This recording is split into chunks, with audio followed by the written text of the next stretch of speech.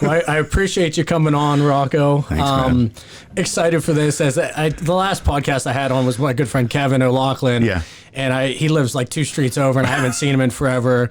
And it's cool doing these with friends of mine because it gives us, just like we do our dinners once a month and everything, it gives us an opportunity to just kind of catch up and talk business, keep more structured and formalized, and more focused on the conversation that we're trying to have. And it's just good, man. And obviously our relationship, our friendship over the last couple of years is you become one of my closest friends. I appreciate that. It's really, really cool to see what you got going on. It's cool to see where the changes that you made a couple years ago, the direction and everything that we have, at least with what you have going on in the next 3 months, 6 months, 12 months, 18 months, and then that level just continues to change. Yeah, it's definitely been a fucking journey, man. Yeah. And I appreciate you having me on, first of all. I mean, this is I'm excited, and this is like our monthly talk, which is great. And yeah, I mean, it's been a wild couple of years, man. I mean, well, we kind of connected a few years ago. Like, I think one of the first fashion shows I came to. Did you come to the one in the Strip District? Was that the no, the one, it was when we moved to South Side. Okay. Remember when it all got messed up? So that was the first year I sponsored. 2018 then. Yeah. And then we did the one up here. Yep. So it's been a fucking wild ride from, leaving corporate America to starting my firm to where we are now. Like, the billboard's going up tomorrow. Like, it's just like, holy shit, what's happening? So, but it's fun, man. It's a fun journey, definitely. How did we first connect? Do you remember? It was honestly the suits. Like, I reached out, maybe Alvin or someone reached out to me through LinkedIn. I'm like, I like suits. I'm a lawyer. Got it. And then I sponsored the fashion show the first year. And that's how we just started connecting after that and having conversations about just business and shit like that. And it just kind of exploded from there. Yeah. I feel the same way. I mean, you become one of my closest friends, and I appreciate it, man. It's been a fun ride. Well, that's the most rewarding. And I say this every time I bring somebody in and talk with them, man, the people that you meet along the way, it's crazy how different stages of your life, you meet different people, you have different wants, you have different needs. Your circle changes, your friend's circle changes, your business colleagues, everything changes in their life. And as you grow and as you focus on what that end goal is in life, that circle continues to evolve. And a lot of the times they're cliche sayings, which we all know those. But whenever you're living them and you actually understand them, they're there for a reason. I mean, the truest statement is, the circle gets tighter as you develop as a person, as a business owner. I've noticed that in my own life, right? I have my close friends. It'll always be, my best friends from college, from growing up, from law school. But, having, 20 close colleagues 5 years ago to now 10, and it's tight. The circle gets tighter, but they're deeper relationships, higher quality. You start to eliminate negativity from your life. You eliminate just the shitty relationships. And let's be honest, we all have those along the way, especially in business. I think as entrepreneurs, as we hit different levels of success, people get envious. And then that's where the negativity comes in. And you have to, as an entrepreneur or a business owner, have to recognize when that's happening and cut those ties. And that's the hardest thing to do, especially when there are people you've been close with over the years. And not that I've had to cut really close people out of my life, but there are people that I just don't associate with anymore just because there's no point to it. And it's a hard thing to do, but that's how you grow as a person and as a business owner, I believe. Yeah, that's been a challenge for me. And a lot of the times, too, I mean, I love my alone time, man. Yeah. I love being by myself. I love driving. I love the windshield time. I like to think. I like to clear my mind. I get up. I started this year. A lot of it's because we talked about weight loss and stuff like that. I started meditating. I get up at 5:45, 6 o'clock every morning. I get up and I stretch, which I've never done that before. I need to do that, man. Dude, it's changed my life. I'm the most unflexible motherfucker. I'm telling you. I'm going to start tomorrow morning. Give yourself 15 to 20 minutes tops. And you don't have to look up anything. Just literally stretch until you feel like you're a little bit loose. And I've been doing it for about a month and a half now, 2 months. And my goal by the end of this year is to be able to do a split. There's no reason, there's no rhyme, there's nothing. And I think a lot of it's because I do, Muay Thai, mixed martial arts and everything. So it obviously is going to help from that benefit. But, Rogan's one of my favorite podcasters that I listen to. And he's 54, 56, something like that. He could do a split. And I was just thinking the other day, I was like, it's kind of cool to be that in shape and that flexible and just healthy. Yeah, absolutely. Essentially. Yeah, and I feel like that, as you know, how old am I? 43. And fitness to me now, back in the day, it was about like looking good and, you know, just being strong. Now it's about functionality, being able to function in life. And stretching is definitely something I lack doing. Like, I don't do it very often, and I'm not very flexible. I know I should start. I'll get on yoga kicks every once in a while where I'll tell myself, I'm going to do yoga 3 times a week, and I'll do it once. I'm like, fuck this. This is too hard. But I need to start doing that. And that's what, you know, you got to get uncomfortable to grow. So I started doing yoga. A couple of the WWE people that I work with are big into yoga. And I never really got into it. I would do online classes, and I got so distraught because it was just hard. Yeah. And I had no flexibility. So that's why I actually stopped doing yoga and just said, I'm going to stretch on my own.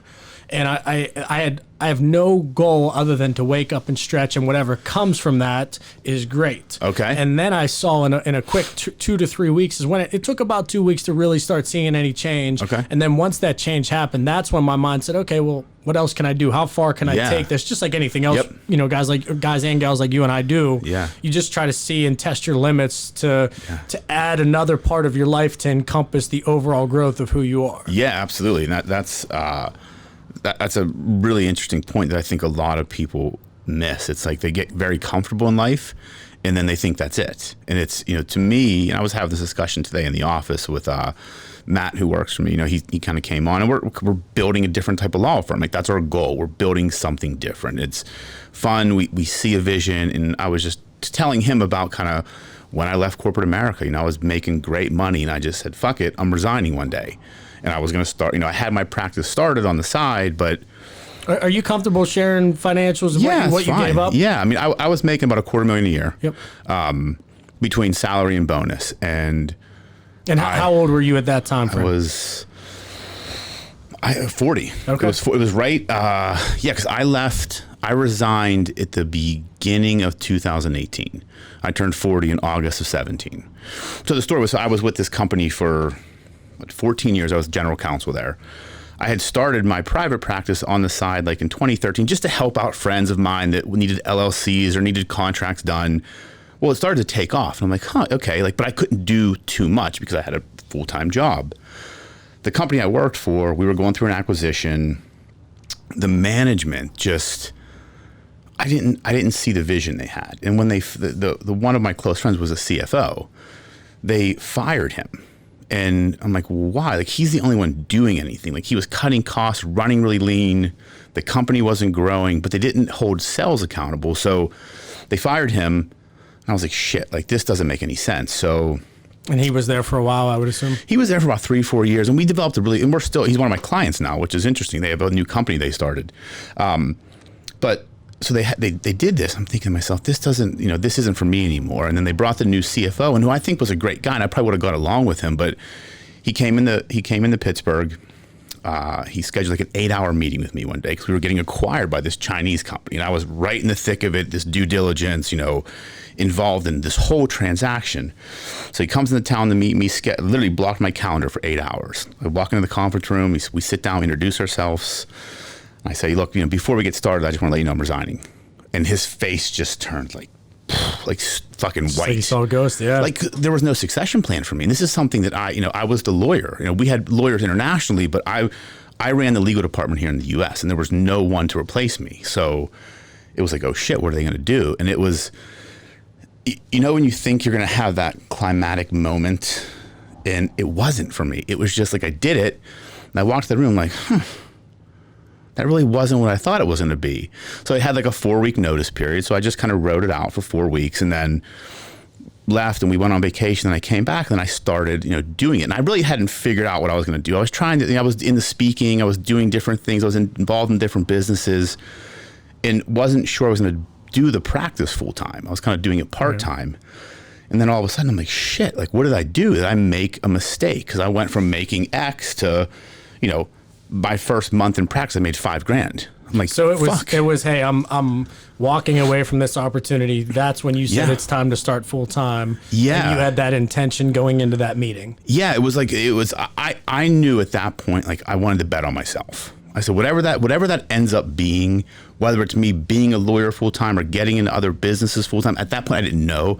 I just knew I wanted to bet on myself. So when I resigned, it was kind of like I had a couple months to figure it out. But then all of a sudden I was like, oh shit. And what really helped me really develop and grow my firm was eliminating distractions, getting rid of the other businesses I was involved in. Like really, I was chasing too many rabbits. Right. And once I started chasing one rabbit and not focusing on money, like that was the other problem I had too. Like I started, you know, when you leave a job making good money and all the benefits and I have a family to support, it's like, okay, I know I need to make X amount per month. And you already had a lifestyle established, all that stuff too, yeah. And so I kept shooting for this number. Every month I had to hit this number. That was my number that I knew I'd be comfortable. And I was always hitting either a little bit above it or a little bit below it. There was no exponential growth. And then the business coach I was working with, who I still work with to this day, has changed my life dramatically. He told me, he said, dude, just stop focusing on the number. Just focus on being the best fucking lawyer you can be. And it was like, it clicked. Yep. And that was it. And from there, like exponential growth. Yeah. And that's how we got to, I was a solo practitioner. So now I have 5 people working for me. And what was the time frame? 2 years from there? 15 months. Yep. Honestly, I mean, I started working with him. So that was 18 when I resigned, right? So it was kind of the rest of 18 was really just figuring out. So 19 was really the first year I said, I'm doing this full time. So, I had a great year in 2019, and then 2020, like I doubled the revenue from 2019, and then we're on pace to double it again this year. And it's just, good for you. It's just, and it's like, because we're doing it differently. Like I saw 2020 as an opportunity year. I saw a lot of things big law firms did wrong, or even mid-sized law firms did wrong. I just adapted, and we got a good team, and we have fun. Like we have fun doing what we do, and that's important. So that like, I always try to tell people at the end of the day, you control your destiny as an individual, and that doesn't necessarily mean financially, or it does, right? It depends on your situation, but I think it's overall the mindset on life in general is really where the power is. That in betting on yourself, whether it's, hey, I want to stretch and be better at stretching. It's, I want to be a better brother, a better husband, better son, a better business person. All those things. And, as a society, and we always talk about this, as a society, you're groomed into being what you're told to be, and you're groomed to think inside this narrow box. And oftentimes, I think that so many companies and so many businesses don't even appreciate who they have as their teammates. Yeah.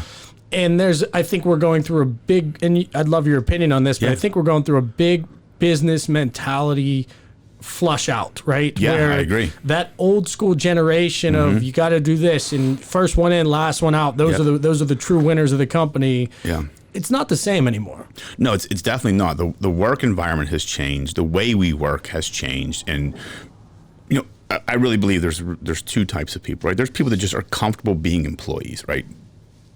They like that comfort. They like knowing they're going to make X amount of money. They know what they have to do every day. They get to come home and they get to forget about it or just stop. The other type is the people that just like risk, like uncertainty. And that's kind of where we fall in, right? We're on that other side of the fence where I couldn't be an employee. I can't work for anybody else. I did it. There's no fucking way I would go back. No way, because I like to control my own destiny. But it takes a certain level of guts you have to have. And I think we're seeing, since COVID happened and all this shit politically, I think we're seeing a big shift in mentality. People are starting to see opportunities, and I think they're willing to take more risk. I still think there's going to be people that are just very risk averse. They're never going to do it. Right. But I think those people that kind of fell in the middle are now gravitating more towards, because there's way more opportunity out there. You just got to be able to see it. And I think if you open your eyes and you're willing to work, like that's the key variable is work. Like it's fucking hard. It's not easy. It's every day, all day. I don't have a 9-to-5 job. I've been up since 4:30 this morning. Like it's 7:30 at night. I'll be doing stuff when I get home. You have to be willing to make those sacrifices, but you get to live the life you choose. And that's what I love about it. It's a journey, and I do think things have changed substantially. Yeah. I think whenever my biggest thing for my mindset is that I incorporate everything I do, and this is even now dieting and stuff like that, is it's a lifestyle. Yeah. Yes. So it's not I have a job where I have this, because I've worked harder in the last 5-6 years than I have in my entire life. And it's cliche, but I don't feel like I've worked at all. It's been some of the darkest moments of my life, some of the best moments of my life. But overall, I am in control of my destiny. Overall, I'm in control of when I wake up, how do I feel? Yep.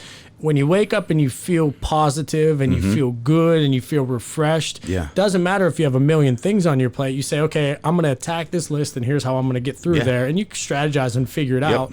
But when you're relying on yourself, you have to really trust yourself. Yeah. And most people, I think, don't trust themselves to the capability that they should, because I don't think they understand how strong their mind actually is, or human beings' mind in general. Yeah, no, that's a great point. And I think that's something it took me a long time to figure out, right? Because I always say, I have a 19-year-old son, so I always say, I didn't figure out how to be a man until I hit my mid-30s. Because I think you just, when you're in your 20s, you're figuring yourself out. You don't know as a man, and I'm only speaking from my experience, that you just don't know who you are. Like you don't know what your mind's capable of. You don't know what you're capable of. And I feel like when I got into my 30s, I started to figure out, I'm like, wait a minute, like if I just put my mind to it, and if I'm willing to do what it takes, if someone else is, I look at it like this. I always say, if someone else has done it, that means it can be done. Yep. And I'm just like, okay, I just got to figure out how. Like I always tell my kids, don't ever say you can't do something. Say you can't do it yet. That just means you haven't figured it out. Like you have to find the solution. You have to find the path. And to you, like you said, the lifestyle, like I knew I wanted to build a life. I didn't want a job. I didn't want to feel like I had to go to work. Now it's a lifestyle. Like I joke with my team. I'm like, I feel like I just own a business and I just show up. And just hang out with friends. Yeah, it's like, because I love everybody that I work with. Like we have fun. Like we do good work and we have amazing clients. And I'm thankful for the clients I have and the employees I have and the team. And we're building something special. And what feels so good, it's like I don't feel like it's hard. Right. It's just, I have this mindset when I get excited to go to work every day, to go to my office and see the people and work with the people and build new things and just see the growth we're having. And I think that's a special thing, and not everybody gets to experience that. And I think if you're looking to take that risk, I would encourage anybody to do it. It's going to be hard. It's going to suck for a while, but if you just keep pushing forward, the end result is something you can't even imagine. And I mean, I would never go back. Yeah, never.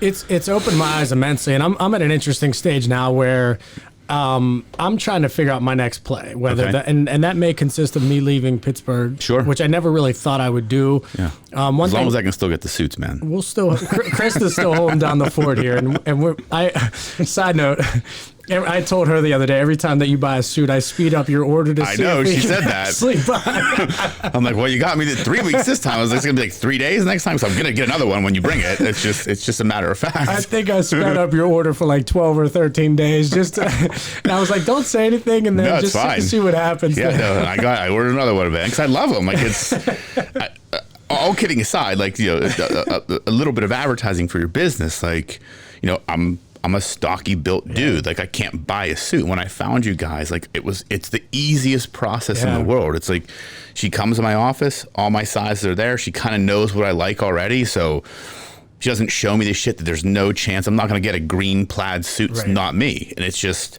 boom, she delivers it. I buy the next one. And they fit fucking phenomenal. If we can increase our turnaround time for at once a week, we just increased our revenue $50,000. So we're great. Yeah, that's exactly right. That's exactly, and you would get it out of me, definitely. So no, and I appreciate the hell out of you, man. It's been awesome. So the one thing I've been traveling a lot back and forth to Florida. And that's kind of where I'm kicking my tires about potentially moving. Yeah. Obviously, we're in Pittsburgh. We have a great setup here. I'll keep the house. I'll be back and forth a ton. One thing that I was really understanding, and this is what I think is the true value in life, and what you had said earlier was, hey, until my early to mid 30s where everything clicked. And for me, 32, 33, which was 2 years ago, is really where I started seeing that change and finally understanding and identifying who I truly am as a man, person, what I want, what I don't want, what I'll tolerate, what I won't tolerate. And then you just sharpen that tool even more. And the biggest thing that I'm starting to understand is in life, you know, I used to have these goals of making X amount a year, and that meant successful and everything else. And I realized if you make 150,000 a year, 100,000 a year, 250,000, 350,000, up to 500, 600,000 a year, you're really living the same life. Yeah, exactly. You may have a 500 to 1,000 square foot more in the house. Yeah.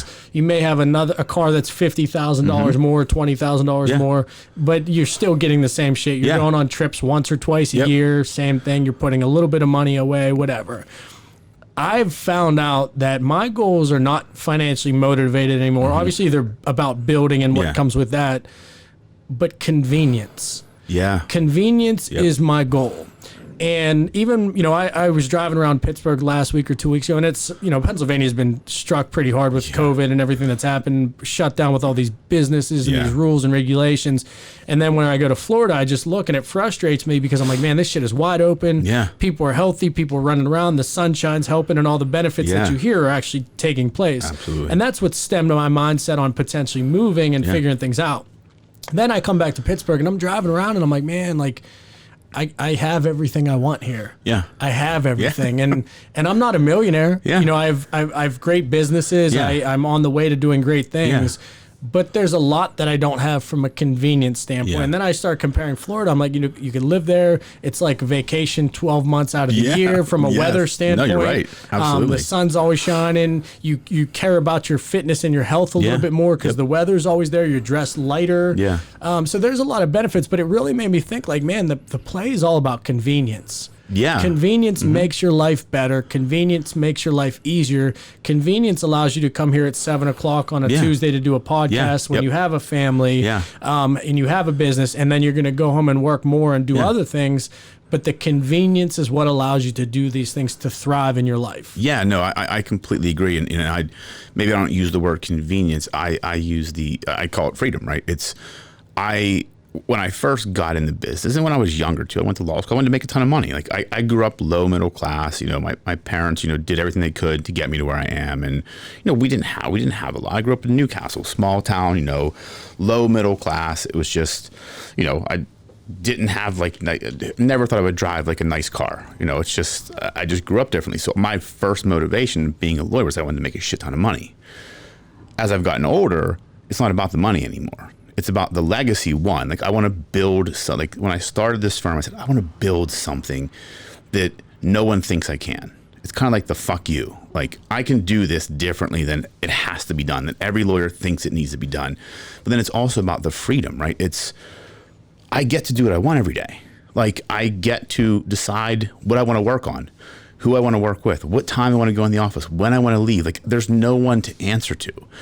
And yes, if I want to make money, like I have to do certain things, but I'm at that point in my life where I don't really worry about that anymore. I just operate, and it's a great feeling. I'm 43. It took a long time to get here, and a lot of struggle and a lot of fear and worry and stress, but it's to you, it's convenience, and I call it freedom. That's the main thing. And I think when you have that, the money just comes because you operate differently. When you start feeling that level of freedom and like, I can come here on a Tuesday night. I can do whatever the fuck I want. And it just opens your mind to opportunities. And I think you just start seeing the world differently, and you're willing to take more risks. You're willing to go after different things. And I think that's when you start seeing exponential growth in business. That's at least my path, which I've seen happen so far. So when you talk about the motivation and where you know, I just want to do stuff that people never thought I could do or this or that, were there people in particular, and you know, you don't have to name names or anything, or were there situations in particular, or was it just overall, you know, hey, I'm having a conversation and you could tell someone doubted that conversation and that shit over time pisses you off, and it's just like, you know, fuck off. Wait till you see what I got in store for you. Yeah, I mean that's literally what it was. I mean, there's a couple instances, and I'm not going to name names, of people I've talked to that was like, oh, you know, you're taking a big risk. You know, solo lawyers. You know, the average solo lawyer, you know, makes $70,000 a year after 10 years. I'm like, okay. I'm like, we've been doing this 2 years, and that's what we're making a month. Right. And it's just like, fuck you. Like I know how to do this, and it was that, like, I'm a competitive person by nature, right? Like not to the point where it's like, evil or vindictive, but it's like, if you tell me I can't do something, I'm going to do it just to prove you wrong. Not in a bad way, but just because it's my nature. And having those conversations and just being around other lawyers that just looked at it the old way. I'm like, there's a different way to practice law. And I always give the example. I was interviewing someone yesterday we're hiring another lawyer. And I was telling her, I said, there's two types of lawyers in my mind. There are the lawyers who practice law, like they're the traditional lawyers. Then there are entrepreneurs who sell legal services. That's what I am. I said, I'm a salesman first. Like, I'm a business owner first. I just happen to sell legal services. When you think about it that way, you approach business differently. Like, I market differently.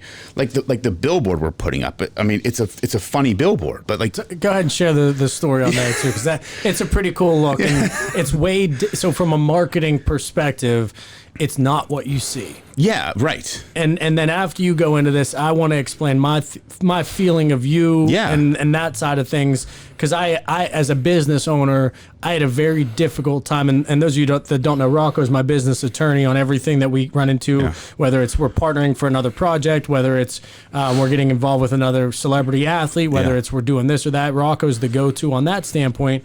And I want to talk about how I landed on you with that after. But, talk about the billboard, because I think it's powerful. I really do. Yeah.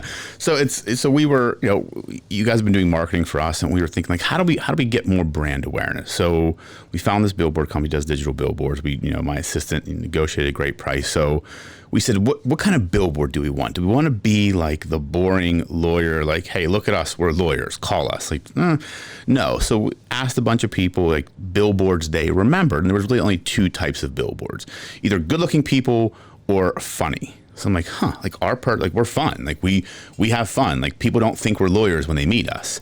So we decided to do the billboard. It has our picture on it, our information, but at the top it says, we're on a big sign, we're kind of a big deal. And it's supposed to be done in jest. Like, I look at, like, people are going to look at it and be like, that's fucking hilarious, and come to our website. Or they're going to be like, those people are assholes, and still come to our website. So it accomplishes what we're trying to accomplish on both sides of the fence. And I think it speaks to who we are. Yeah. And then they're going to go to the website, and whether they think you're an asshole or funny or whatever, then they're going to see, wow, like, the credibility that you guys have, the success that you've had. Yeah. And then it's like, oh, okay, this is actually just, they're a good group of people. Yeah, exactly. That's it. Like, we're just fun to work with. So the approach, in my opinion, there is like, hey, it's you're stopping the look, you're stopping the visual, you're getting people to start thinking about things. They're going to prejudge you just like people judge you anyway. So whether you have a billboard or not, they're going to think you're an asshole or think you're great. Right. Yeah. So it's inevitable in that situation. Right. And then they start getting to know, who is this person? Yeah, So from a marketing perspective and a branding perspective for the business owners that are out there, you be different, be unique, be transparent. We're in a different day and age where people want to work with people that they like. I say that more than, and I tell everybody who works with me, I said, look, anybody can do the legal shit. Like, if you have a JD after name and you've passed a bar exam, you can do what I do. People work with me and work with our firm because they like me.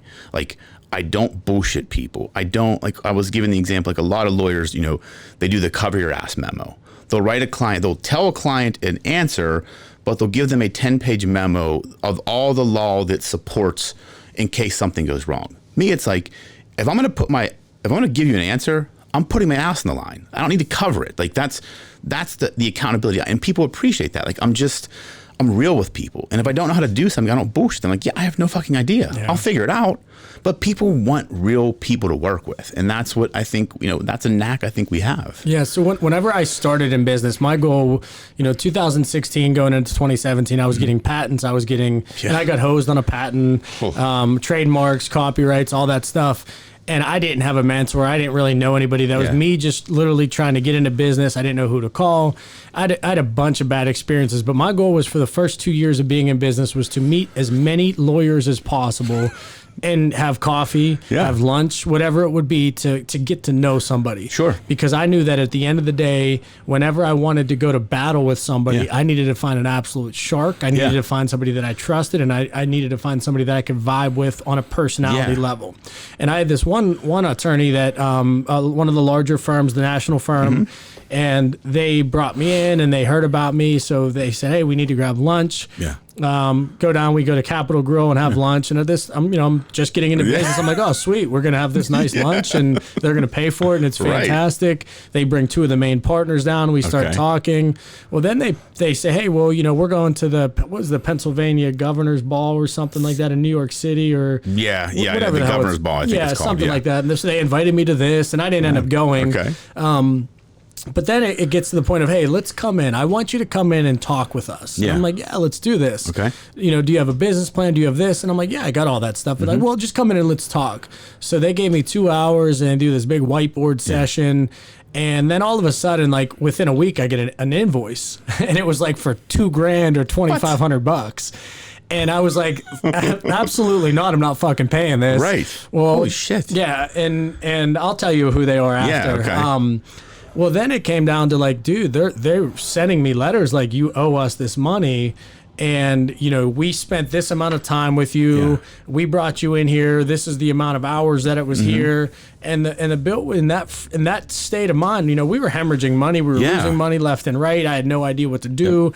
Then that was the first experience that I had in a negative situation with a law firm who happened to be a huge player. Yeah. And then I'm like, okay, shit, I got to figure this out. So we ended up thankfully bartering, and I think I gave them suits or something for the cost, so I was better off in that situation. But it gave me a quick taste of like, fuck off. And it really pissed me off. And a lot of attorneys or lawyers, like their mistake, in my opinion, is the way they treat people. 100%. A lot of attorneys feel that their time is far more valuable than everybody else's.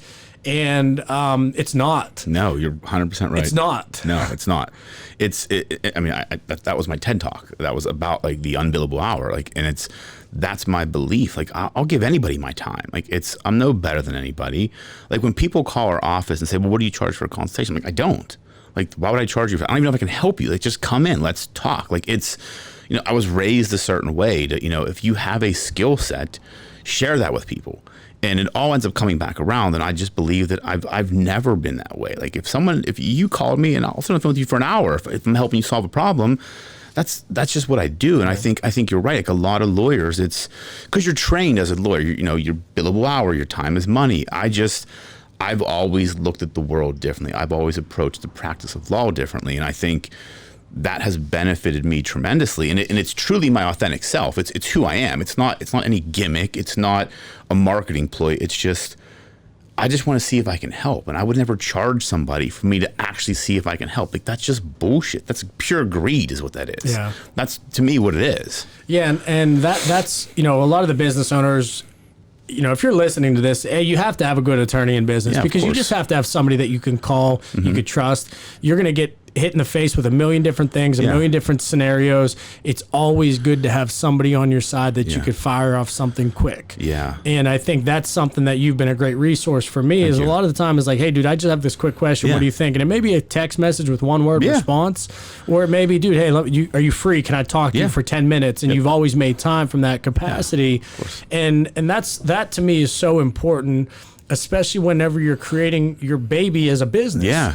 I don't want to be alive if it wasn't for my businesses. Right. Yeah. That has become a part of my life, and it's become who I am as a person, a man. It's made me grow as a person. So as I've groomed and grown this over the last 5 or 6 years, the love that I have for what I do every day, I can't even explain it. Yeah. Exactly what you mean. So it's a feeling that whenever you're being attacked, or you're somebody's challenging that, or somebody fucks you over and tries to screw you over in some sly way. Yeah. You want to fight. Like, you want you see red, but then obviously, hey, it's business. Okay, how do I learn from that experience? How do I take it? How do I go from it? But the one thing, again, kind of harping on this conversation, is you do it the right way, man. And that was what solidified me to say, hey, I know I'm taking this business to be very, very successful. The people that I continue to meet are going to be very, very successful. And that's why everywhere we go from this point over, we're always, it's our group with you, and we've built this strong rapport, family, and group of business owners, which is fucking awesome, man. Dude, I love it, and I appreciate that, and it makes me feel like we're doing something right. Yeah. And it's really, to your point, to business owners out there, right? The other piece of advice I would give on a lawyer, right? And this is not me marketing myself in any way. I always tell people, if you're a business owner, you have to have a business lawyer. Like there's a difference. There are lawyers who practice business law, then there are business lawyers. And the example I give is, you can go to a general practitioner doctor and he can tell you, or he or she can tell you that you have a heart problem. You go to a cardiologist to get it fixed. You can go to a general practitioner and they can help you set up your entity or do some little bullshit. But the nuances of business, you need someone that's in that. And I think a lot of business owners make the mistake of using the family friend, using someone who has a law degree that says, yeah, I can do that for you. But there are so many, like, I can't tell you how many clients we work with that were fixing things, not because the other attorney did something wrong, they just didn't know any better. And it probably wasn't even malicious either. No, not at all. Yeah. Not at all. And I think you're right. Like when you say, you have to find the right people. Like I always tell all of my clients, and my clients use me as a resource, like for like the marketing company you guys have, like I refer clients to you guys all the time. So I'm like, I use them, I trust them. Like I know what you guys do. And I think as you develop in business as a business owner, you've got to find that team of people, that family that you really trust, that you know that you would go to bat for and you would vouch for. And I think that's what we've created. Right. And I think it's truly important. And I think a lot of business owners miss out on that because owning a business is a lonely game. I mean, it really is. And I think you've got to find and build those relationships. And that's how you really grow. And if you don't do that or put the time into doing that, you're never going to see true success, in my opinion. How hard was the first year from the loneliness standpoint for you? Fucking terrible. Because it's, when you're a solo practitioner, right, there's no other lawyers in the office. And I had a part-time assistant and it was just like, it's just me. Like I got to figure this shit out. You can't talk to your family about it because they don't understand. I have friends that are business owners and you can talk about certain things, but you're always in your head. Right. You're always, and when you're thinking like, how do I get the clients? How do I do this? Like the things, running through my mind that I have to do, the worry, the fear, the stress, like, oh shit, I've only generated $6,000 in revenue this month. Like, what do I fucking do? And it's lonely and it's scary, but you have to get okay with that and be very comfortable with it. You got to be comfortable with that darkness, with that loneliness. And when you embrace it and start realizing the power that sits inside that, when you kind of understand it, that's when you can grow as a person. That's really what helped me, just dealing with that darkness, dealing with that loneliness and understanding it. And then it just helped me blossom as a person, I believe. But it was fucking hard, man. How did you, from that standpoint, because as you're talking about that, I'm starting to, I have scenario after scenario that I run through my mind from a darkness, from a emptiness, from a loneliness standpoint. And it's, there's people you can call and vent to, but they'll give you the advice that everybody's going to give you. Keep going. This is part of the game. Yeah. But that they don't understand it. Yeah, absolutely. Really get that from that aspect. And I think whenever you step back and you look at it that you're not going to die. Right. Yeah. Right. Like, really, what's the worst thing that's going to happen? Yeah. And that's how I kind of groomed myself to say, look, it is what it is. Just, okay, cool. Your credit cards are going to go to collections. Big deal. Did that. Yeah. What else? Yeah, right. Exactly. Lost all my money. Did that. Yeah. Okay. What else? Yeah. Yep. And then whenever you taste the bottom or when you taste a bad situation, that's the kick in the ass that says, that's all that's going to happen. Yeah. Yeah. That's a great point. And I think to that point, exactly, I think to really reach those levels of success, you have to taste the darkness. You have to taste the bottom. Like, I know, like, last spring when COVID hit, like, I spun out of fucking control because I'm a social person. I'm an extrovert. And now you tell me I'm locked in my fucking house, in my basement, for months on end, and I get my energy from other people. I was losing my mind. And that's when I hit my mental rock bottom. Not like financial or anything. The business was great and it was growing, but it's mentally I hit that real dark spot. And I had to taste that. I had to get there to really understand who I was even more. And that, when I did that, it's like I bounced back so quick. 'Cause I'm like, that's it? Like, that's all it is? Okay, cool, move on. But you have to really get, like you said, you have to taste that. It's a scary thing to do though, because no one wants to do it. Well, I think the problem is that nobody wants to do it because social media tells you that that you don't have to do it. Right. And there's so much bullshit out there. And that's the one thing that when I started my business, I said transparency from the beginning. And I have had people say that they've enjoyed following along because I'm one of the few people that actually says what the hell is going on. Man. I mean, even our ready to wear. I mean, I'm launching a whole new business. Yeah, I've been in clothing for 5 or 6 years, but this is a whole new business. It's been a clusterfuck. It's been from day one, it has not gone right. When we get the product in, we can't keep it in, but good luck getting product in and good luck getting product in correct. So it's like now I'm starting over as a baby, right? And in the infant stages of building a secondary part of my internal business. And then the old me would have been freaking out. And now it's like, okay, cool. This year now, instead of growing my ready to wear to be doing X amount a month, okay, let's just not have a target for how much we're going to do this year. And let's just build the process this year. Yeah, exactly. And the old me would have been like, hey, David, all right, this is year 1.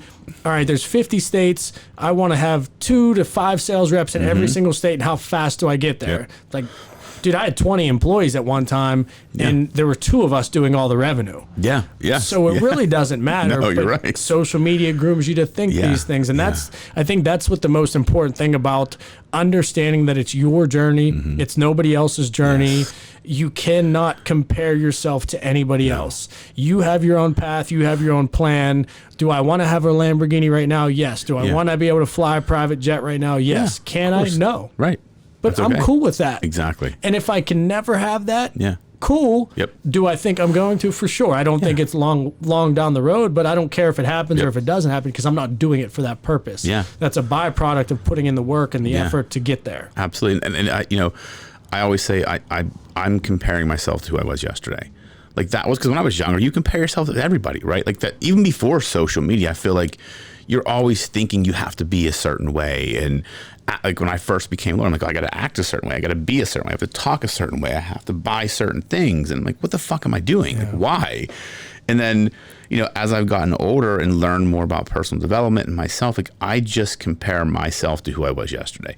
My sole goal in life is to get 1% better every day. And that's the cliche statement, but it's true. And it's putting in the work every day. And I'm not comparing, I just work with blinders on, like very focused on what I'm doing and the people around me and the people that are on the journey with me. Because if I get distracted and start looking left and right and seeing other people and comparing myself, I'm going to lose focus on what I'm actually doing. And I think if you can stay, because it's hard as an entrepreneur, it's hard. There are so many distractions. Like if you're an entrepreneur, you chase squirrels. My head is always back and forth. It's just, it's what we do. It's like, that's a great idea. Let me go there. Let me do this. And you have to really grow. You have to say, wait a minute, just put like a horse does, put the blinders on and just until you get to that point where you now have the freedom to chase the squirrels. I'm not there yet. I don't feel like I'm there yet. I don't know that I'll ever be there because I don't ever see myself stopping. Like I see myself continue. I don't think I'll ever get to a point with my law firm where I'm like, I'm good. Like this is cool. Like this is good where it is. Like if we can keep growing and keep building and doing something different, I'm going to keep doing it.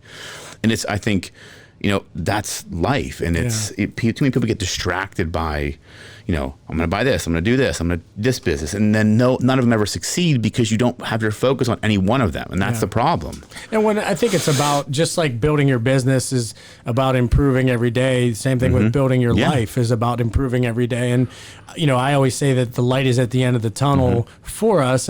But the light's been at the end of the tunnel since I started. And I knew from the very beginning that here was the goal, and then here was the end, and then the tunnel's between that, right? Well, then as you start going through the tunnel, at times the tunnel feels like it's lengthening, but the light's still at the same distance, right? Exactly, And then it's like, okay, well, hey, I'll keep going, and keep going. Well, then the light's not changing, but I could still see it. And then you feel now like, hey, the light's even closer, but I'm like, well, cool, let's just push the tunnel back even further. And that's because the building process is where the enjoyment actually takes place in this whole thing. And when you understand and you can appreciate that building something unique as a clothing brand in Western Pennsylvania that is, fortunately for us, we have clients all over the country. And for us, it's like, man, I didn't have any interest in fashion. I didn't have any interest in suits. I started this suit company because I wanted inexpensive or free suits for myself that I was just trying to hustle my friends for to get them to buy. Like, I remember calling one in particular, like, hey, dude, I know you like suits. How about you buy this off me and I'll sell it to you for $300, knowing that if I sold 2, I could get a free suit at that time. Okay. That's why I started. I love it, man. And then it became, okay, cool, shit, I can build this, I Yeah. can do this. Well, let's try to get 25 suits. And Yeah. then it just kind of spiraled, and then you start trusting yourself. You start saying, Yep. okay, how good am I? I want to challenge myself. Yeah. I want to compete with myself.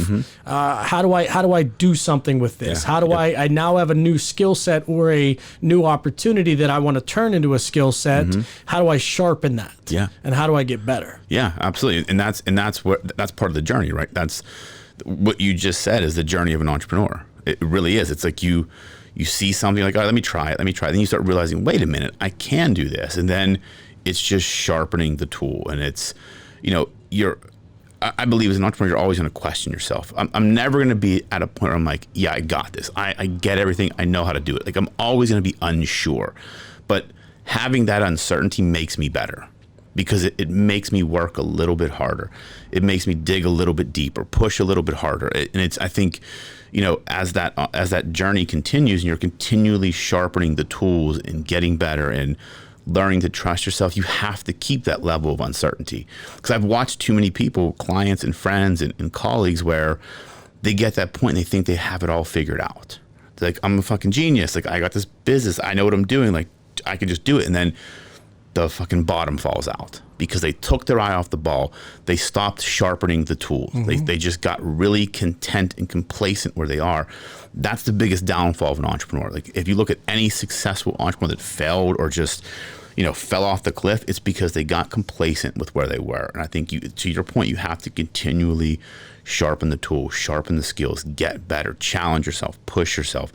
That's the only way to continue to grow and succeed, in my opinion. Do you think those people that end up falling off and they change, their business goes one direction or it flatlines, or, their growth becomes, incremental and nothing spectacular, do you think there a lot of other things in their life also change that would be parallel with that? Yeah, I think so.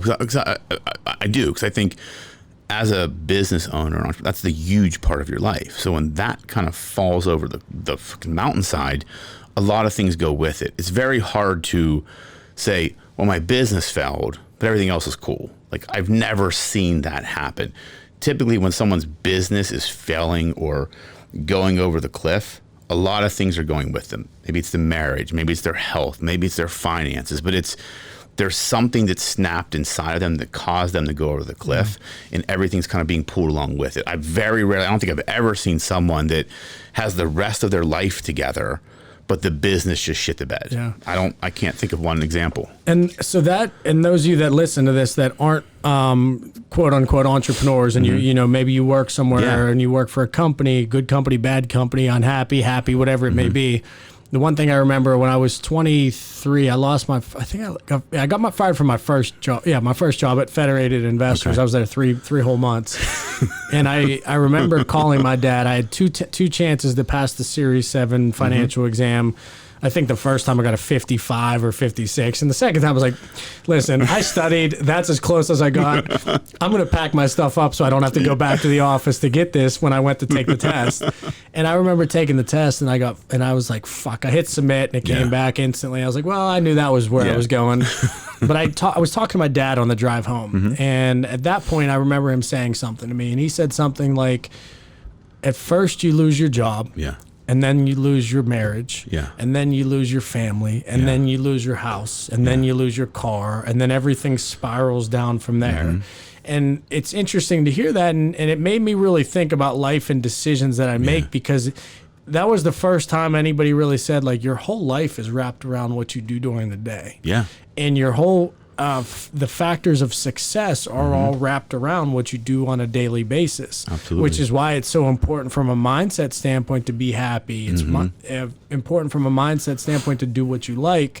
Yeah. But also when you're at a job or when you're at a business, whatever it may be, even if you don't love what you do, figure out how you can make that situation better. Absolutely. How can you figure out a way to love what you do? because there's something in everything that you do. You don't hate every aspect of it. You just don't.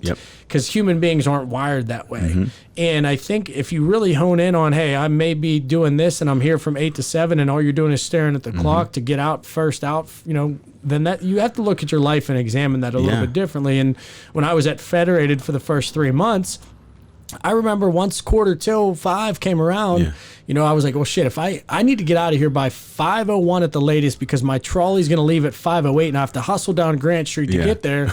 And I want to make sure I make that, because if I don't, then I'm going to be an hour behind my schedule or 40 minutes behind my schedule. And then I'm going to lose the rest of the evening. And I just want to go home and relax. And that was my mindset all the time. And it's crazy. Well, happiness is a choice. That's what I always say. Like you choose to be happy. If you want to see good in the world, you'll see good. If you want to see bad, you'll see bad. It's your choice, though. And people seem to forget that very easily.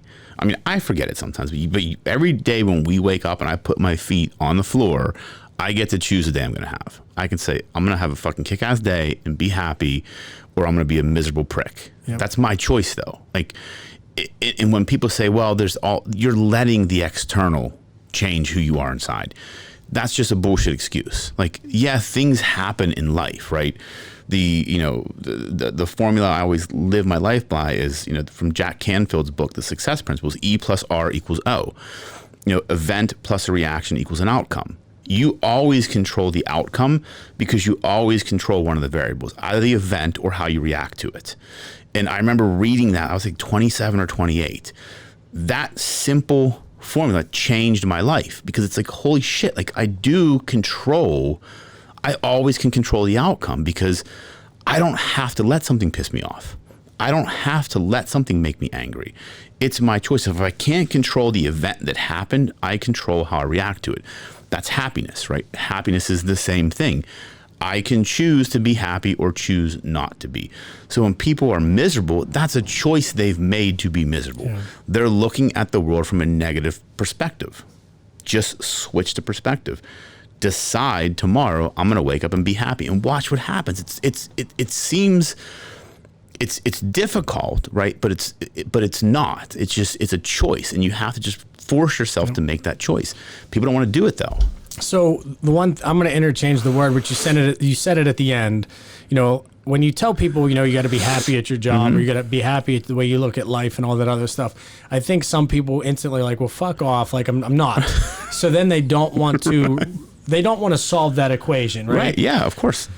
So whenever you interchange the word with happiness with perspective, that changes the game. And that was a big push for me. And Sean Perrick, who you know, is, I remember calling him a handful of times, and I would talk with him after I ran into this crazy scenario with a certain client or a certain situation. I would call him up and we would talk, and it was so funny. He would talk me through the situation. He'd hear me out. He would give me his 2 cents.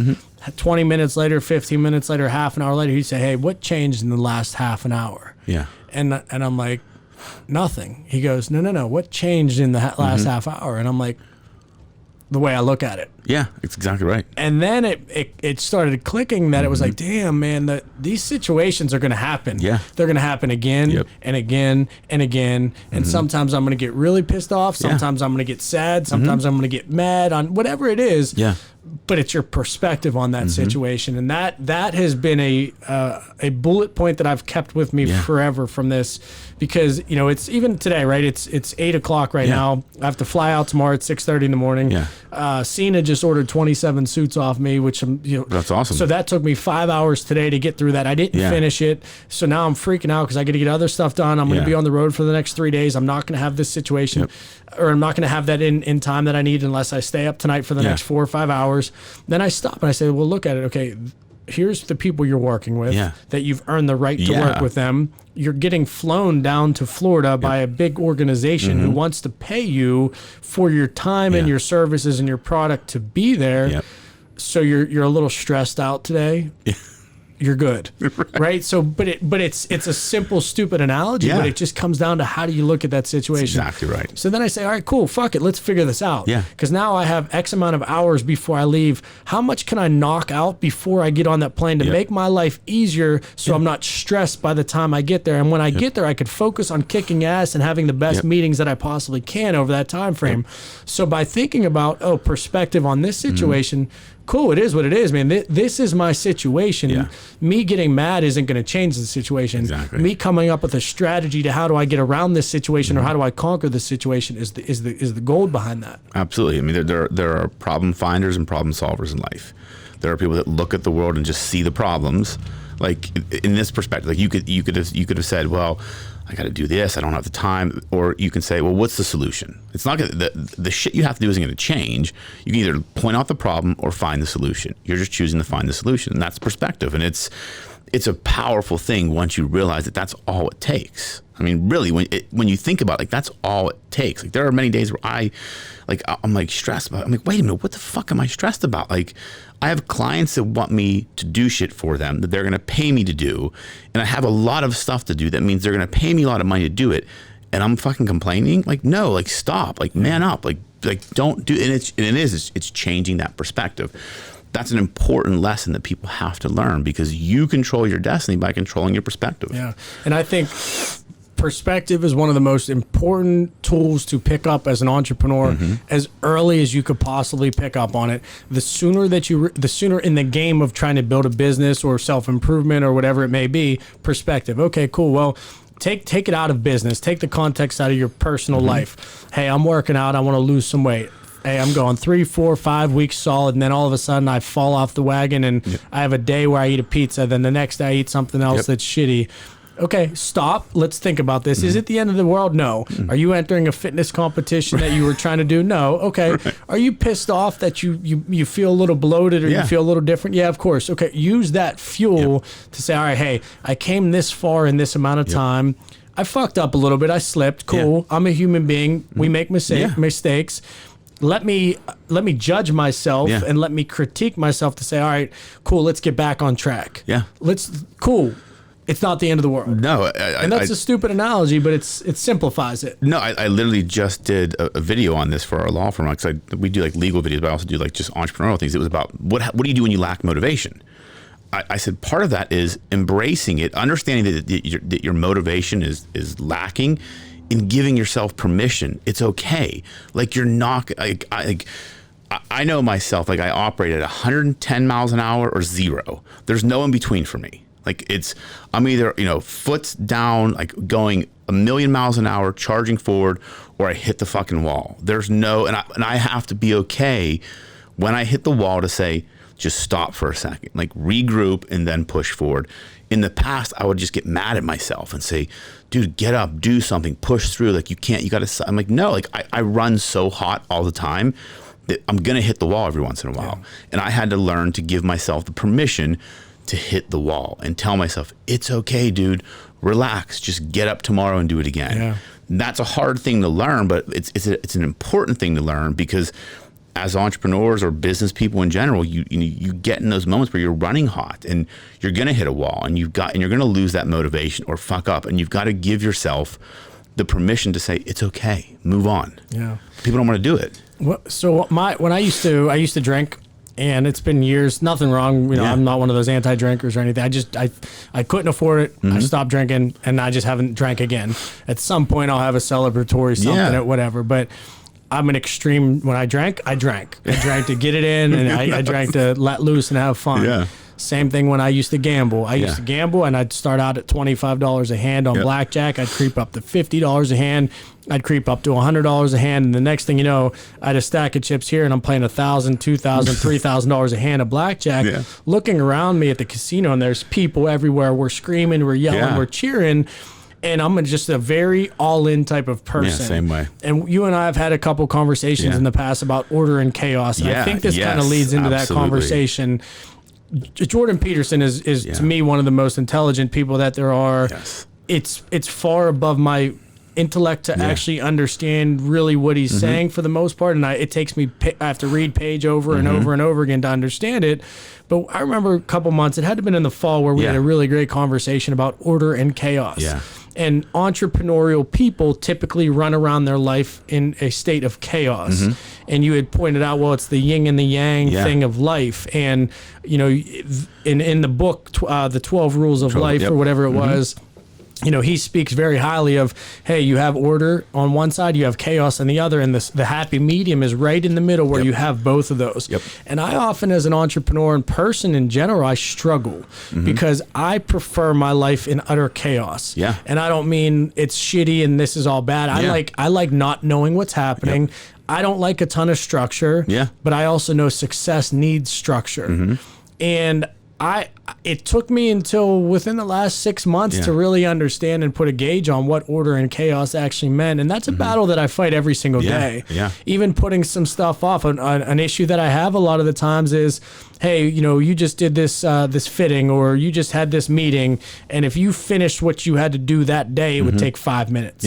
Well, then what happens is you do that, then 2 things stack up, 3 things stack up, 5 things stack up, and now you're like, well, shit, I have to do all this and this. And if I would have done that, okay, cool. But then once I get in that groove of saying, okay, it's time to attack that list, that chaotic list, I just start getting after it, and the order steps in to make me do that.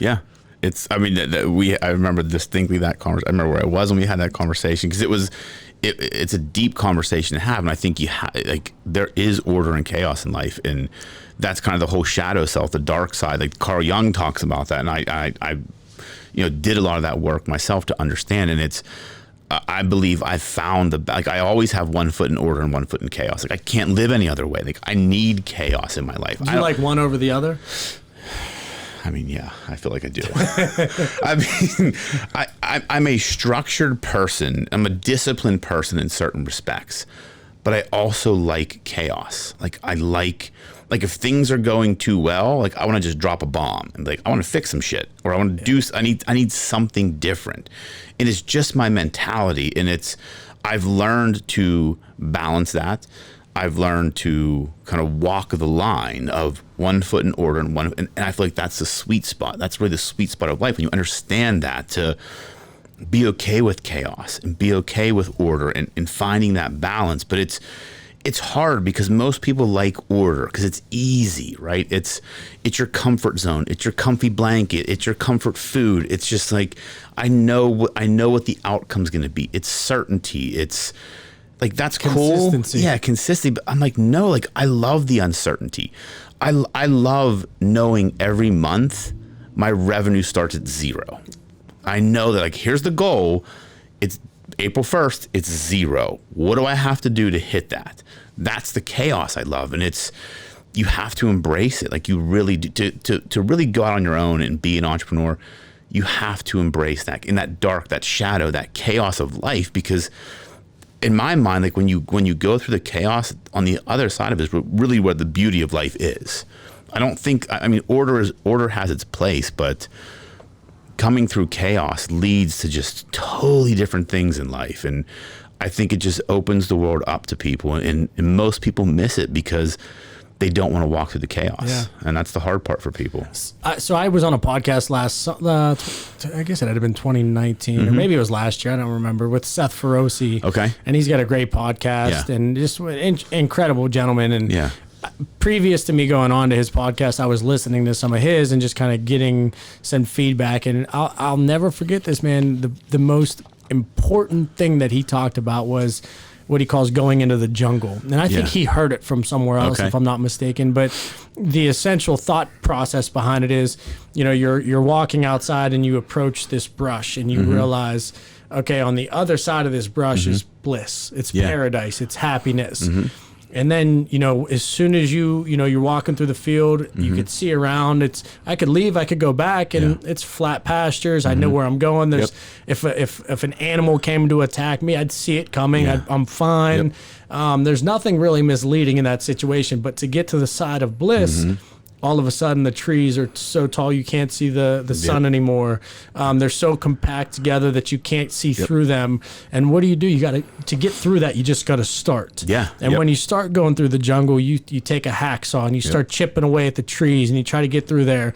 And then all of a sudden, there's a snake, man, and the snake comes out of nowhere and it fucking gets you on the leg and it bites you and you're fighting the snake. Yeah. Then you get past that, and then all of a sudden you're going and you're open in the jungle and there's a tiger. Yeah. One of the most ferocious creatures you're going to ever see. Knowing that tiger wants to kill you. That tiger wants to rip your face off and eat you. Yeah. In theory, right? Yep. So then you start thinking, damn, that's very similar to the entrepreneurial journey. Yeah. You're going through this jungle of unknown that in your mind on the other side of this is this place of bliss and this place of what you define as happiness in your life. But then as you get through that part, right, and then as you fight the tiger, and he talks about it, and he cuts the tiger and wears the tiger on him and sees this warrior and all this stuff. Yeah.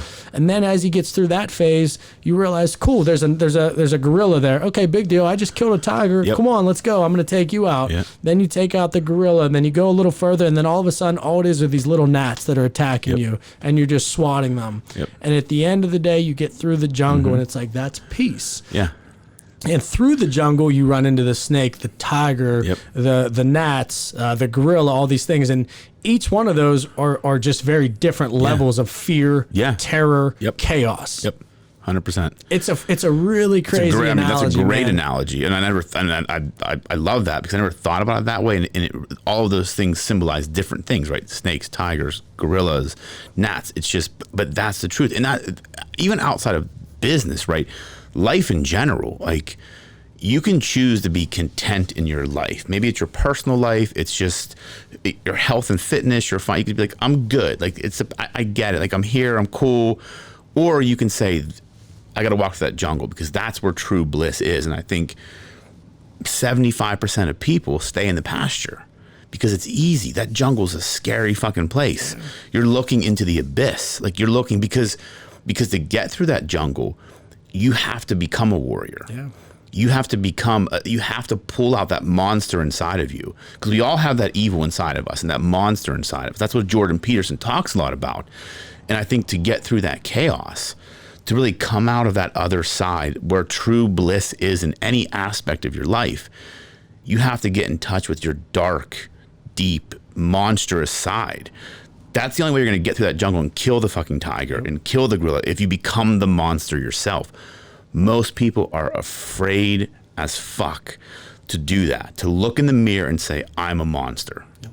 And that's where I think if you can do that and walk into that jungle, that's where true bliss is. But it doesn't happen very often. I have a side of me that is very, very dark. Yeah, we all do.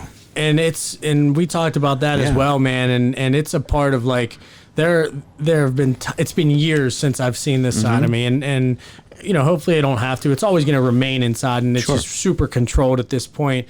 But dude, there are times where if somebody fucked with me in the wrong capacity and it just hit the wrong situation, I feel bad. Yeah, because it's a different side of humanity that we all have inside of us at a different level of whatever that scenario may be. But I think that's what's so unique about business is that you challenge yourself. Yeah. And with personal growth, you challenge yourself because you know that fuel that you have or that fire that you really don't want to surface is in there, and that's motivating you to keep going forward, or that's steering you to keep going forward because you know that. It doesn't matter who walks in the door. It doesn't matter who tries to squash you in business or who has something to say about you. I know that if I lined up against you, you're going to fucking lose. Yeah, exactly. Yeah. There's no doubt about that. Yeah, that's that dark side that and you have to, what Jordan Peterson talks about is that's finding your whole self. When you understand the dark side and your shadow self, that's when you become whole as a human being. Most people never discover that because it's the ugly side of them. It's the scary side. It's that, do you have the propensity to kill somebody? Like there's that psychological question. Could you kill somebody? Are your morals relative based upon the situation and the facts? Those are all hard questions to answer. But to really touch that dark side and become that whole human being, you have to answer those questions. And I think I have that dark side to me too. But I've learned to use it as a lawyer I can take emotion out of things. I can operate from a pure perspective of logic and reason, and be very cold and calculated and heartless in certain situations where I have to be. I'm able to do that because I understand the monster side of me. I've just chosen to use it differently. And that's a skill set you have to develop, but it's to become that whole human, you've gotta, it's ugly to look at. Yeah. And that's why most people don't do it.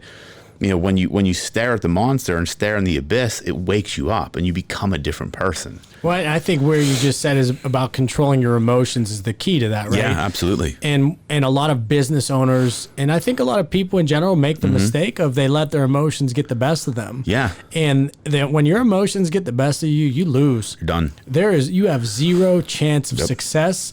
You'll feel instant regret at some point, and if you don't feel instant regret, then you have no self-awareness either. Yep. And self-awareness is also another big quality as far as being successful with those things. And, you know, I was a hothead when I was a kid, just like anybody else who's 18 to 22 in college and even younger, and you're just a competitive person by nature. You look at life differently. You always want to win. You always want the best stuff and all those things. That's going to naturally make you an aggressive individual. Yeah. As you grow as a man, as a person, as a woman, whatever it may be, you start saying, okay, this is a problem if I stay in that capacity. Yeah. I need to get control of this because that thing that's so dangerous can also be so powerful for me in defining and really deciding what my success is actually going to be. Yeah. There have been times and times and times again where I wanted to call somebody up in business and say, fuck you. Fuck you. And you don't do it. Right. Now I've done that once or twice. Yeah. And even when it's rightfully so, you just, you look back and you're like, was it worth it? Yeah. It may have felt really good for that second, but that person really, how you really win that is that person's so irrelevant. Yeah. They're an asshole. They're an idiot. Cool, man. Good for you. Yep. That's how you operate. I appreciate the opportunity to do business with you. In my mind, I'm like, you fucked up this opportunity because I know where I'm going with this. You were coming with me. Now you're not coming with me. Cool, whatever. No big deal out of my skin. It is what it is. Yeah. And that's kind of that controlling the monster, right? Like I was on a podcast recently. I gave the example of this. I said, when I was younger, like a good friend of mine, I've always been very protective of him in situations. And I was telling him we went skiing a few years ago, and he was drunk and almost got in a fight. Yep. And this kid he basically walked in front of the car, and the kids wanted to kill him. And I'm like, dude, and I stepped him, just get in the car, just stay in the car, don't get out. That's going to be a mistake. I said, he's drunk. I apologize. Just stay in the car. That was me understanding the monster I have inside and controlling it. Years prior, when we lived together, we had a party, someone said something to him. I picked the kid up by the neck, walked him out of the apartment, and threw him down the steps. Yeah. And that was just, I didn't have the control of that monster inside of me. I just snapped. As I've gotten older and learned that side of me, I knew the propensity I had and what I could do, that I didn't have to do it. And that was a huge growth moment for me because I would have snapped younger. And now it's like, okay, I get that side of me. I know it's there. I know what I'm capable of. I don't have to use it. And that's growth as a person. And in business, like you had that example, that's an important thing to do, to find that and understand, because if you don't control the monster and you let it control you, you'll lose your business. Yep. You'll fuck up. You'll destroy things. When you understand it and control it, you just move forward and you just don't let things get in the way. And the world is a very, very small place. Oh, fuck yeah. Not only is the world small, but Pittsburgh's even smaller. Yes. And that's the unique part about it. There are people that I've run into in the last couple of years that I never thought I'd ever see again, never talk to again. Yeah. Some of them I've actually, I recently reconnected with someone that was a friend of mine, and I've not seen her name in forever, and she's married with 2 kids now, and she's doing some cool stuff in social media influencer style things. Okay. And she's doing a really cool job. Yeah. And I have not seen her since high school. I've not talked to her since high school. Our lockers were next to each other. And I'm following her page now, and I'm like, damn, good for her. Yeah, that's awesome. That's fucking cool. Yeah. And I look at it and I'm like, man, all right. Yeah. This is what life's about. Yep. Is don't burn bridges, take care of people, do what's right, 100%. Put the best foot forward, help somebody out when you can help somebody out with something. Yep. And also, you know what? Now, if she ever needed anything, cool, I'll help you for sure.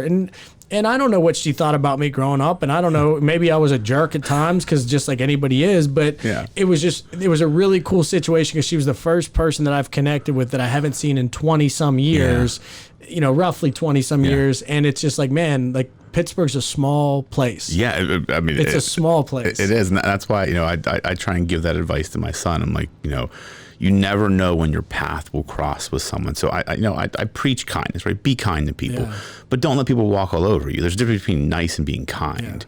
Like, don't be a pushover. Like, hold your ground, have conviction in life, but treat everybody with kindness and respect, because you never know when your path will cross. And especially in this market, like, we're 3 degrees from anybody, I believe. In the Pittsburgh market, it's not 6 degrees of separation, it's 3 degrees. Like, if I need to get a hold of someone, or you need to get a hold of someone, I could probably call you, or you could call me, and we know someone that knows someone, or we know that person.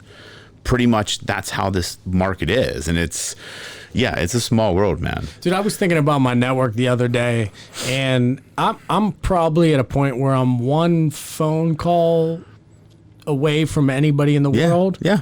Essentially. Yeah, it's crazy. You know, tomorrow I'm going to Florida, and I have a meeting with a gentleman who's a billionaire. Yeah. And it's like, now that's my next like big opportunity. Yeah. And whether it goes somewhere or not, great. It's just going to be cool to pick his brain, chat with him about life and everything. And I thought about that. And I was like, well, he's a billionaire, man. That's like pretty high level. Yeah. And then I'm like, okay, that opens up a lot of opportunity for me. Hopefully I provide a good product service experience for that person to want to continue the friendship. And then hopefully we help each other grow. And I think I could help somebody who's already that much further financially than me. And and it's because it's not about gifting something. It's about the growth of a conversation. It's about the growth of a friendship, situation, or whatever it may be. And when you realize that how everybody's super connected and how everybody's super dialed in, it just makes you look at things differently, and it makes you appreciate things. Yeah. And I guess I'm interested in when you talk with your son about those things. I mean, I know your relationship with him is super incredible. He's such a great kid, and I still have to meet him. Yeah. Still haven't had a chance to, but how does he react to that? Because I know, putting myself in my shoes or his shoes when I was that age, fuck off, Dad. No, you know, it's crazy, like how you know, he's a man now, and he actually listens, and it's scary to me, because he's so much like me. Like, he looks like me, his mannerisms, he talks, he thinks like me, like we joke the same way. But he's always, one thing I love about my son is that he's always listened and he's watched. I remember, and I'll tell you a story, because, you know, I always, you know, say that, you know, you treat women with respect. There's just certain things I've always done, you know, open car doors, you know, pay. That's just me. That's how I was raised. And I remember, like, I never told him to do those things, right? I never told him, like, this is what you do. And I remember him picking him up from his mom's house while he was out with friends. He was, I think, 14 or 15. And I picked him up at an ice cream place, and he was with a bunch of girls. And I remember he got in the car, and we were driving away, and I was joking. I said, hey, did you pay for all the girls? Without missing a beat, he looked at me, he's like, yeah, because that's what a man does. That's cool. And I was like, fuck. And that's the first moment as a parent where I realized they're watching. Because I never told him that's what you do. Never had that conversation. But he's watching and seeing what I do and seeing how I operate in the world. And that just created this sense of responsibility in me that's like, shit, like he is going to become me. And whether he knows it or not, like, he's going to model my behavior, and I have to act a certain way. So when we talk about business stuff and network, like, I always tell him, you know, treat everybody like your network is everything.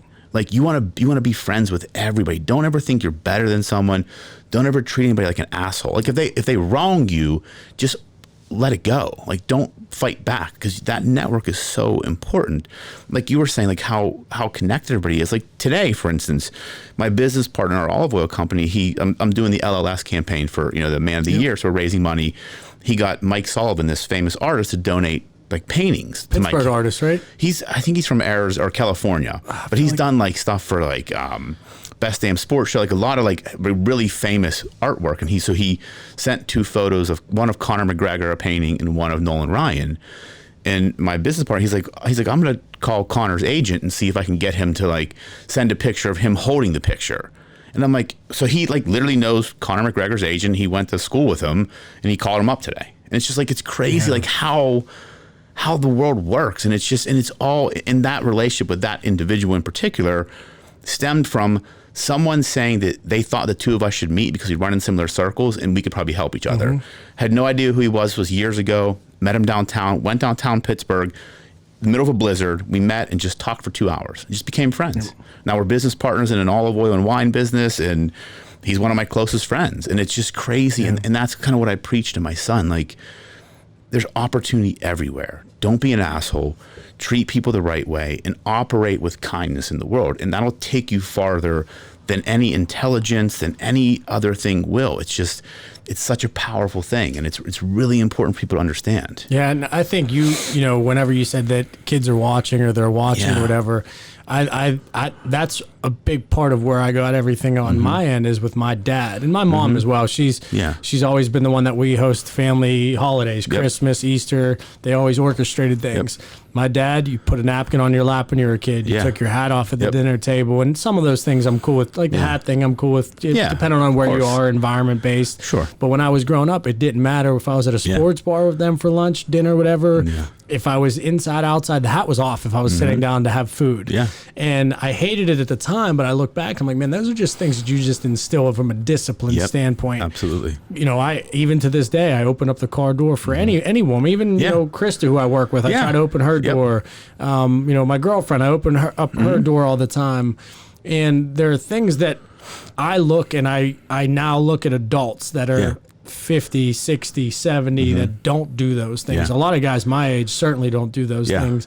And it just makes you realize how different life is now, but also how important those things are, not from a standpoint of, hey, this person does this because it's a respect for the right thing to do, but it talks about the discipline or character of who they have inside of them. Absolutely. And I think that's another benefit of life and growth and all these other things is just who you are deep down. And that dictates a lot of the success. And all these things are make you more well polished to give you a better opportunity of success. Yeah, I mean, I notice those things in people. Like I notice, you know, I'm Italian. I was raised traditionally. Like my grandmother, my mother, you know, just instilled certain sets of values in me and certain ways of operating in the world. Like I always notice if a man walks in a doorway before a woman, like, no, the woman should walk in first. Hold the door. Like, don't be an asshole. Like, let the woman go up the steps first. Like, walk on the outside of the street. Like, those little things I notice.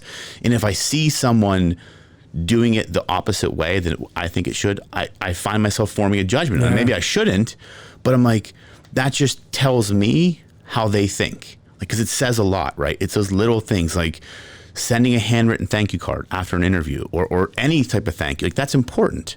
If you don't do that, like, I'm not going to hire you. If you don't send me a thank you email after me interview, you could be the best candidate on the job.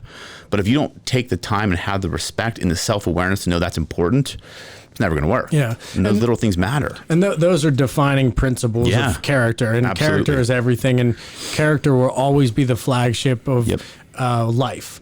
Because at the end of the day, you know, I'm 35 years old now. It's not old. No, not at all. But it's also not 15, 18, 20, you know? So it's at that sweet spot where I'm starting to think about things different. I think about death every now and again. I think about life. I think about my future. I think about what ifs. And I start analyzing every situation. And to what you had just said about, you know, judging that person on who they are, you know, every minute in my life is almost accounted for from a standpoint of having to do something. And when it comes down to having to do something, that makes me have to interpret what can I do and what can't I do, and where's my time valued at. And when I have an experience with someone that does that doesn't open the door, doesn't let somebody walk before them, or if you're somewhere and there's an elderly lady standing and you're sitting, get the fuck up and let her sit down. That's what you're supposed to do. 100%. Because now I'm constantly figuring out who's next in my corner, who can I help, or also how can they benefit me in my life. And if I find that somebody doesn't have those characteristics, I already know that I'm probably not going to vibe with them. Absolutely. So without even having to have that conversation, and sometimes I'm probably wrong because there may be situations that I may not do those or I slip. Very rarely, if at all. But it also lets me eliminate wasting time because I'm so aware of every situation and every surrounding near me. I mean, and that's an interesting thing because I think that speaks to a person's character. Those little things they do, because what's the saying? How you operate when you do something is how you operate when you do everything, or how you operate when no one's watching is how you operate when people are watching. And it's, don't take the shortcuts. Like, don't half-ass things. It's do the right thing in life. Like, you're not always going to be perfect. No one's supposed to be. I'm the most flawed man there is. I'm okay with that. I've come to terms with my faults and flaws, but there are certain defining principles that I live by, and that I want to make sure that the people I surround myself with also live by those principles. Because if not, we won't get along. Like, if you have disrespect for other people in life, I'm not going to fucking gel with you, because I believe in respecting everybody. Whether you fuck me over or not, that doesn't mean I'm not going to respect you as a human being. I may not respect you as a business person or opposing counsel or other side of a transaction. You're a human being, right, just like me. I'll respect you on that level. And you have to find people and build that circle. Like coming back to what we talked about earlier, the circle that have those defining characteristics that you do. That's how you truly grow as a person, as a business owner, and become truly successful in life. Like, that's what it's about. Like, money aside, all the material things aside, like, living life with people that operate the way you do and see the world like you do, that's what really matters the most, in my opinion. Do you have any regrets thus far, and from the journey that you've been on in the last couple of years? Is there anything that you're like, man, I should have did this differently? Or no, because I again, the cliches, I don't live with regrets, because it's learning. It's everything. Like, I've made some shitty business deals. I've fucked up a bunch of times. Do I regret those? No, because I learned from them. It got me, like, who I am today, like sitting here right now, is because of all those things that happened.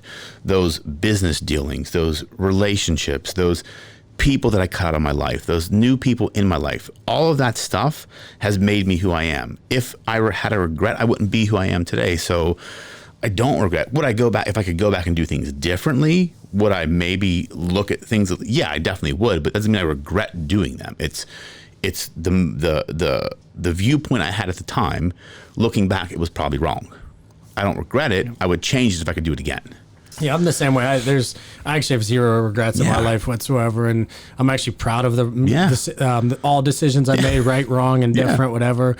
Some of the most bonehead situations that I could have put myself in, I'm cool with that. Yeah, same here. Because it all dictates a story of what's happening in my life, and it's all been part of building me to be who I am today. Yeah, and you can't dwell on those things. No, it's our journey. It's the hero's journey, and we're each writing our own story. Yeah. We're each the hero of our own book, and we're going to go through trials and tribulations along the way, and you can't regret those. You just have to embrace them and learn from them and just move forward. Just don't make that same mistake again. Like, that's the biggest thing people do, is they keep making the same mistake. They don't really learn from it. And I make mistakes all the time, every single day, but that's how I get better as a person, as a business owner, as a lawyer. And that's the key to success, in my opinion. What's your top three most important things for somebody that's trying to start a business, somebody that's trying to change their life, their perspective on things, 2-3 things that you think are probably the top prioritization on that list?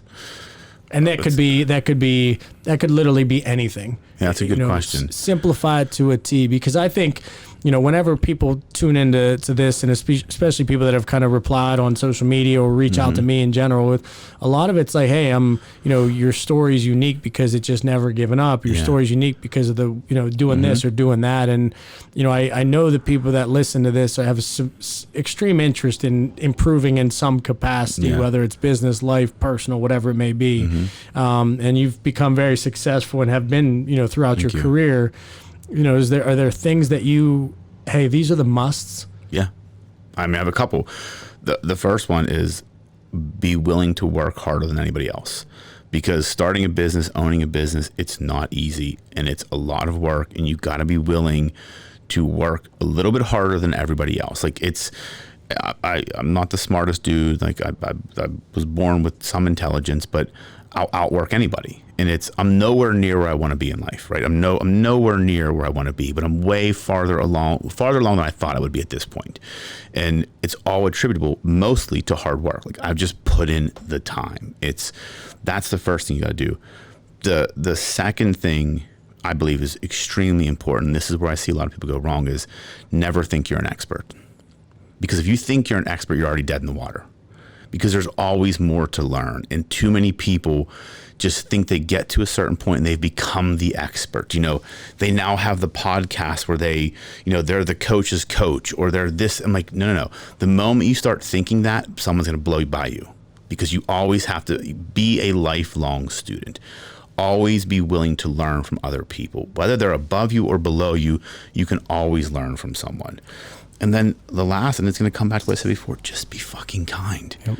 Like, for fuck's sake, like, just be so kind. Simple. It's so simple. Like, we're taught it as kids. And that doesn't mean be weak. That doesn't mean be a pusher. That just means treat people with decency and respect. And if we all did that in the fucking world, we'd be living in a totally different world right now.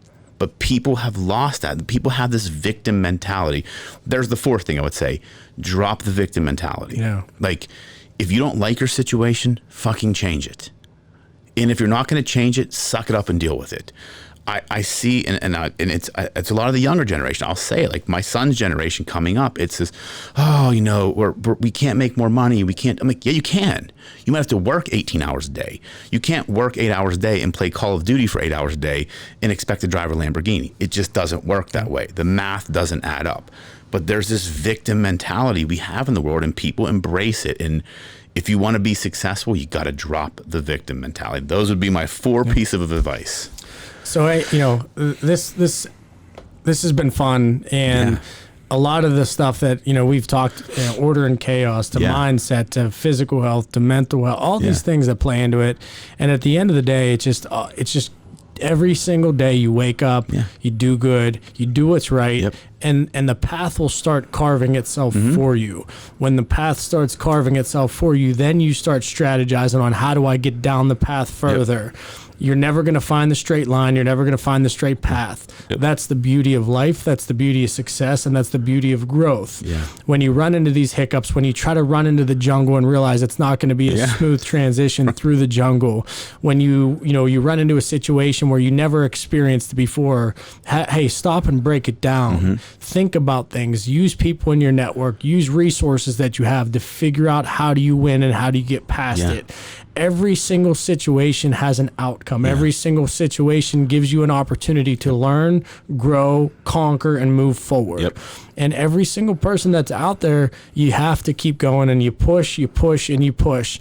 And whenever you start realizing what the purpose of life is, which we're all here and we don't know what that is, you can only interpret what that purpose of life. And I think the people that end up being the most successful are literally the ones that are the most happy, because they appreciate where they are in life, they understand where they are in life, and they're always trying to improve in the mind, body, spirit of life.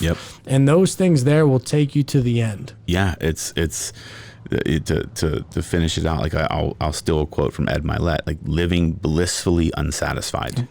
Like, that's when I heard them, like, that's how I live. Like, I love my life and I love what I get to do, but I'm never going to be satisfied. Ever. No. And and maybe that's a fault of me, because people think, well, when is enough? I'm like, it's not about acquiring more. It's about being more and doing more and growing more. Like, that's blissfully dissatisfied is, in my mind, the best way to put it. And that's how I want to live, and that's how I'll continue to live forever. And it sums up everything in a nutshell to me. Well, and lastly, it's even, simplified down to playing the video games as a kid or something, right? You play those games, and it could be the same board, or it can be, if it's a sports game, you're playing a competition. You're investing time, and you're investing something to get better. There's no end goal. You're going to keep playing the game. And when you're bored or when you want to do it, you're playing the game. Life is no different. You're playing the game of life. Exactly. And the faster you understand that, and the faster that you accept the way you navigate life is just the way you navigate a game, you're going to win. Absolutely. So couldn't agree more, my friend. I appreciate you coming in, man. This was awesome. We're going to, as all the last couple guests, I want to have you on again at some point. Yeah, absolutely, man. I'd be happy to. This is cool just because it's a different perspective than, just your journey.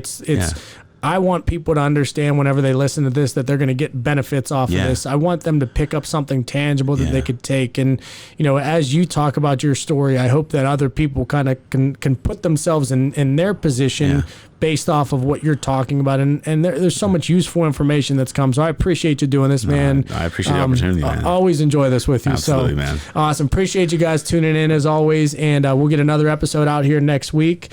And thanks so much. Go ahead, click subscribe, like, share, whatever you can do. And if you need some business advice, business help, Rocco is the man. He will make time as he promised. And he won't bill you for that, definitely at not. least for now. So, no, not at all. No, thanks, guys. Have a good week, and we'll talk to you soon.